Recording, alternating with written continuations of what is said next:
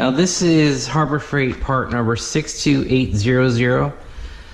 This portable bandsaw was, I want to say it was about $100 on Black Friday. I have to confirm what I paid for, but I think it was around 100.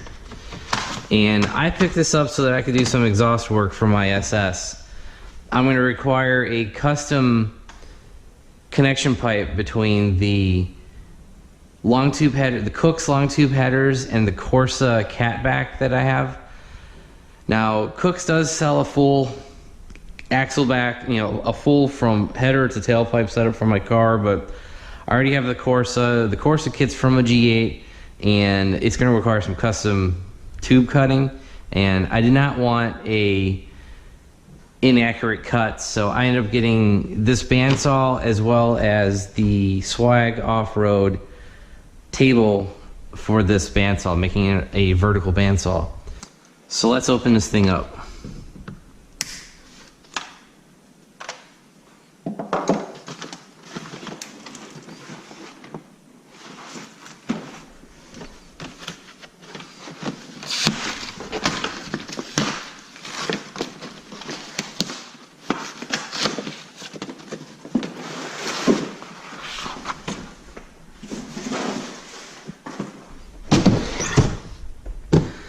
First impression, this carrying case is pretty nice.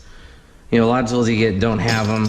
I'm not sure how much I'm going to be using it, but we'll see. So here's the bandsaw itself, and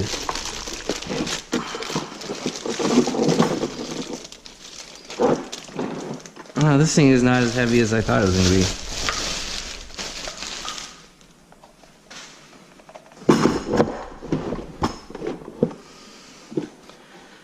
So the saw comes with a wood cutting blade in it. Actually, I think there's a warning message, yeah.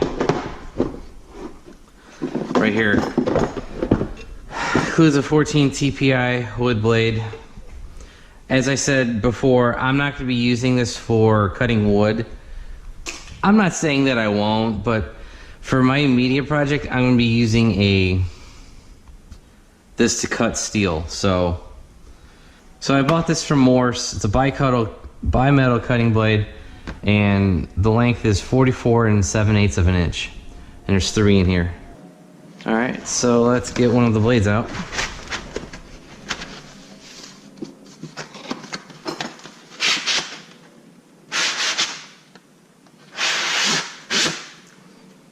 Okay, so I just need one.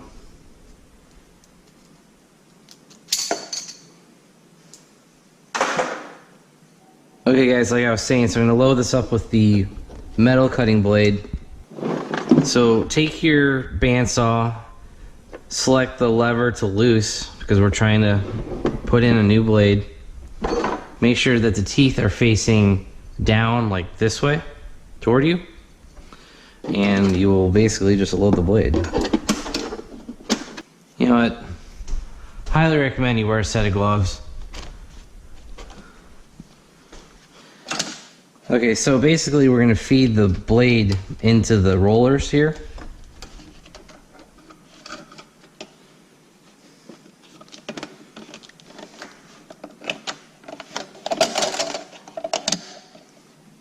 Alright, so we're on one set of rollers.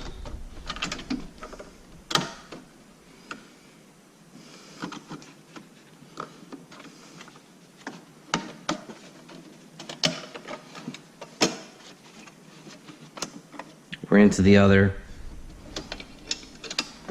Now it's just getting the blade around the drums, the wheels, whatever you want to call it. Okay, we should be good. Let's turn this thing on. Okay guys, so I have set up the blade. I put it around the drums, fed it between the teeth. And in theory, we should be good to go. I did plug it in.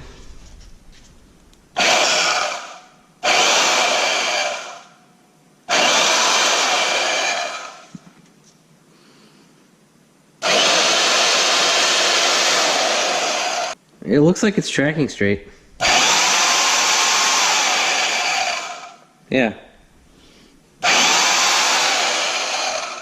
Wow, they were right. This thing is hideously loud. I didn't expect it to be that loud. Okay guys, so yeah, that's pretty much how you set up this bandsaw. Is you take it out of the box, put the blade in it. Like I said earlier, I bought a metal cutting blade because that's why I bought this.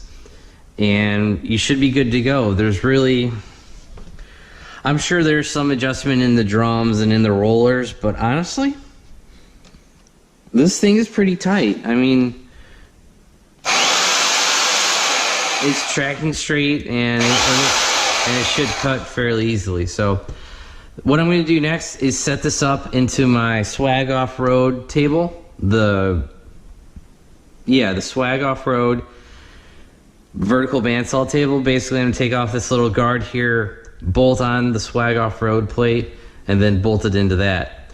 So I'll have a link in the description below and also in that little information button up top for that. And that'll be the second part of this video. Thanks for watching, and I hope you guys have a good day. Thanks for watching my video. Don't forget to like it, and if you haven't already, please subscribe.